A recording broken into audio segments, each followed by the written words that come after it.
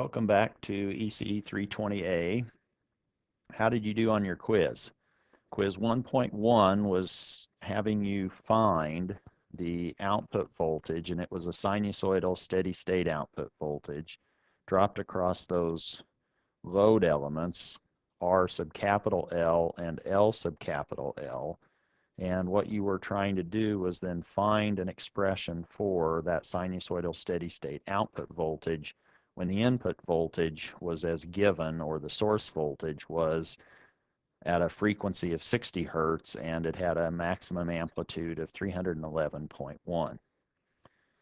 If the connections in your brain weren't quite working, let's use this opportunity to work through some hints to get you back into this mindset of solving circuit problems in this particular scenario, which is really the sinusoidal steady state operating environment. That's what I'm meaning by that title up above. Everything is now shaking at 60 hertz or 377 radians per second.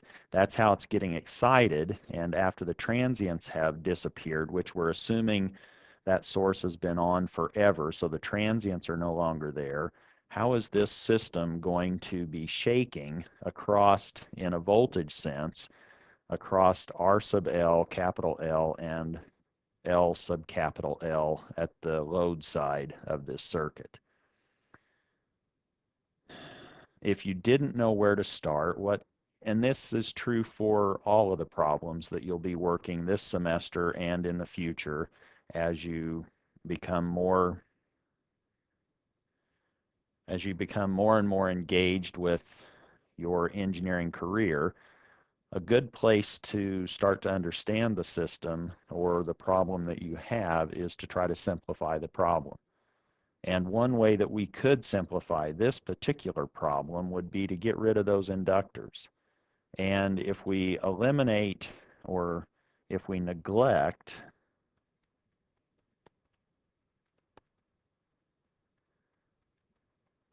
the inductors, what does that do in the circuit? Well, in the circuit, that actually now allows those inductors to become pure wire, so that now instead of having something like that, now we simply have a bare wire, and we don't have to worry about those inductors being present in our circuit, and maybe that's making us struggle with our analysis. If we now have neglected the inductors, we now end up with a modified circuit, and that's why I'm now labeling this output voltage as V sub L hat of t. Again, this is a time domain expression. We're wanting to find what that looks like in this approximate version, just to try to give us a feel for what's going on or what we might expect to happen for this output voltage across the load that originally was across a load of a resistor and an inductor. Right now we've simplified the problem. We didn't know where to start maybe. So now we're simplifying the problem, and now I'm hoping, do you see a solution strategy? Now that you have simplified the circuit, you've neglected the inductors. The inductors now are no longer there. They're just bare wires in our modified circuit. And now I'm hoping that you can see a place to start. If you look at this, and if you think back to an earlier class on DC circuit analysis, you can apply those same things. It's just now that you have a time varying signal, but you have no energy storage elements in that circuit, and so you have this immediate connection between the output and the input, and that immediate connection is now going to be a relationship between what voltage is dropped across that R sub capital L resistor relative to the voltage that's applied across the series combination of R sub little l, which is 2 ohms, and R sub capital L, which is 78 ohms. Now I'm sort of hinting at what I'm thinking you could be thinking about. You could apply, or you could solve this a couple of different ways. One is you could use a voltage divider, and with the voltage divider, what are you seeing with the voltage divider?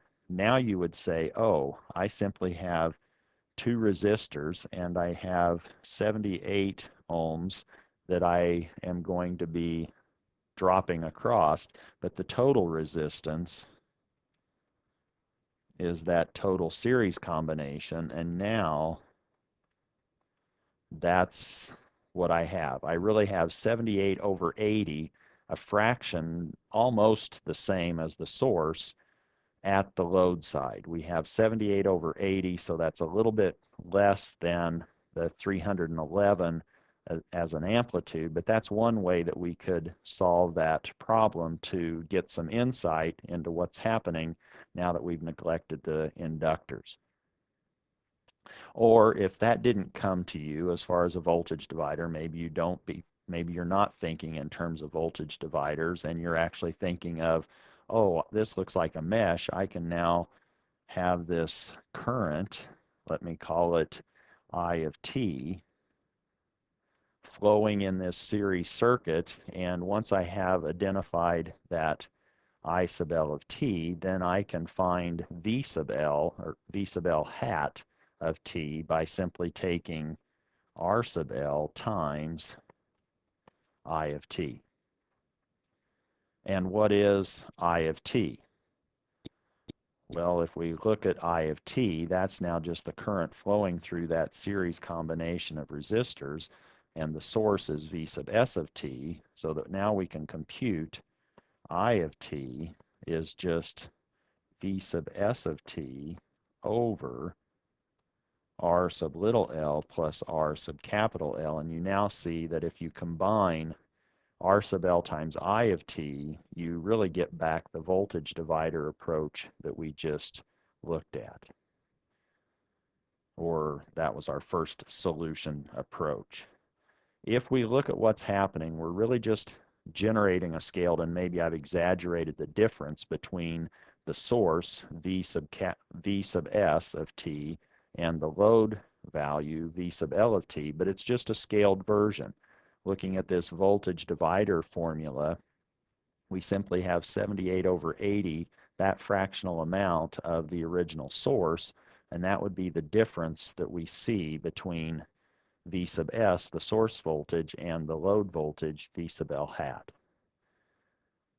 Now, if we reintroduce the inductors, what happens to V sub L of t?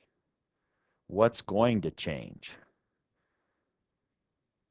If we're now pushing this system, again, we're exciting this system with a 60 hertz sinusoid, or 377 radians per second, as you will hopefully begin to learn, if we now have this linear system, everything in this circuit will be shaking or vibrating at that exact same frequency, or 60 hertz, or 377 radians per second. That means that the waveform will have this output waveform, V sub L hat, will be of the same frequency. So what we should expect when V sub L of t is now going to, maybe what I should say, we're looking at V sub L hat of t. We want to know what happens when we reintroduce the inductors. Now with those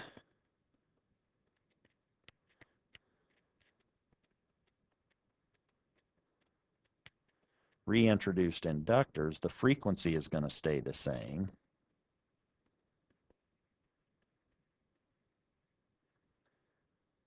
But we now have these inductors involved, and those are energy storage devices, and those are now going to want to store up energy in the magnetic field and then release it back. Store it up, release it back. And so now with those inductors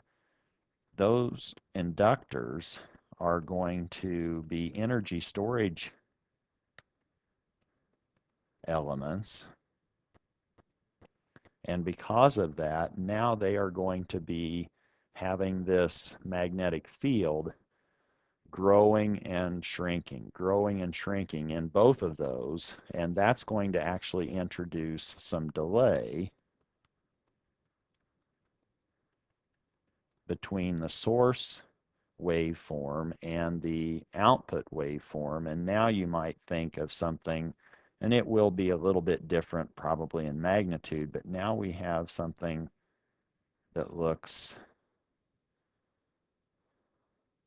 well, maybe I should have, that's okay. Let's just go ahead and say that now we have this delayed amount, and hopefully you can see the idea. How do we find out what that's going to be? Well, now I said everything is shaking at the same frequency. What is that frequency? In radians per second, that's now 2 pi f, or that's now 2 pi times 60 hertz, and we typically approximate that to be 377 radians per second. We're assuming that we don't have any transient, that we've been dealing with this sinusoidal steady state operating condition forever.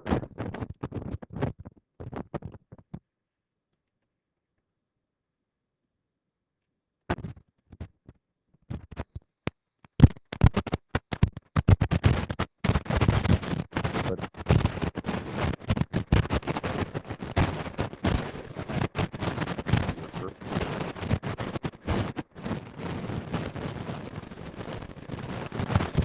yeah, this elements involved. Now we have inductors and possibly capacitors.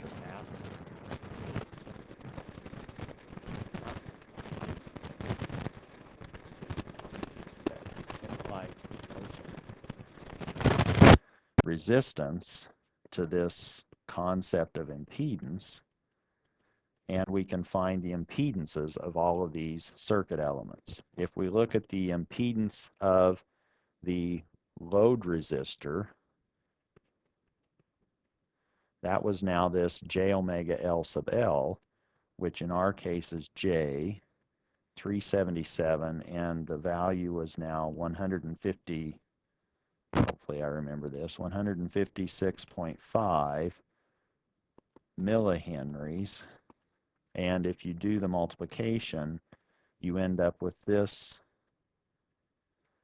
impedance value being 59J, where J is the square root of -1.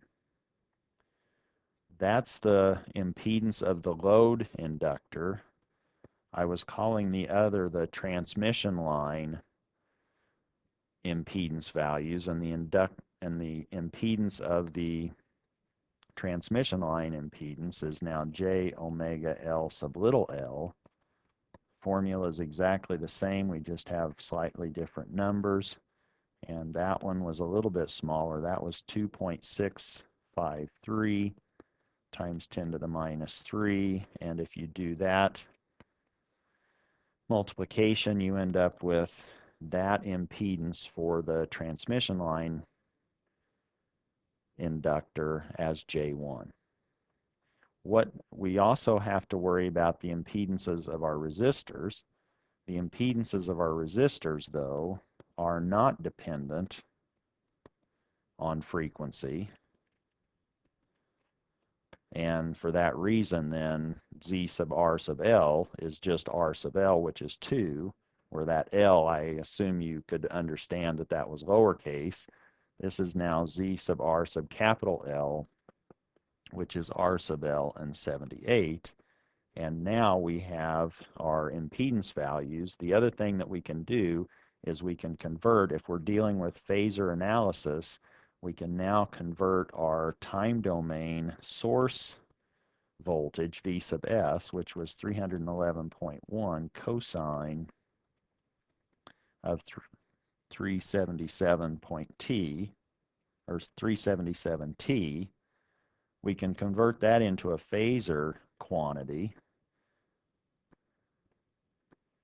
If we convert the source into a phasor, now we can take and say that we can capitalize that time domain source voltage and make it V sub S, and I'll indicate I may not be very consistent, but for today we'll put a bar over that to mean that it's a phasor quantity. We take the magnitude, which was 311.1, and the angle of that cosine waveform is 0 degrees. We have to remember that we have to remember, though, that we have a frequency omega of 377, that if we now need to go back into the time domain, we have that to put into our omega expression in the time domain. And here, this particular value is a maximum value of our time domain waveform. And maybe it's going to be easier in subsequent material to actually be talking about RMS. It makes us lose a 1/2 factor. We don't have to keep track of that 1/2 factor. So let's go ahead and convert that source voltage into an RMS value. And since these are sinusoids, that just means that we take this maximum and divide by the square root of 2. So that now if we want to play with RMS values, if we divide 311.1 by the square root of 2, or 1.414, we end up with now 220 at an angle of 0 degrees, and maybe that looks consistent to you in terms of maybe household voltage that you might be familiar with. Now that we have everything in terms of impedances and in the phasor setting, we can re-sketch our circuit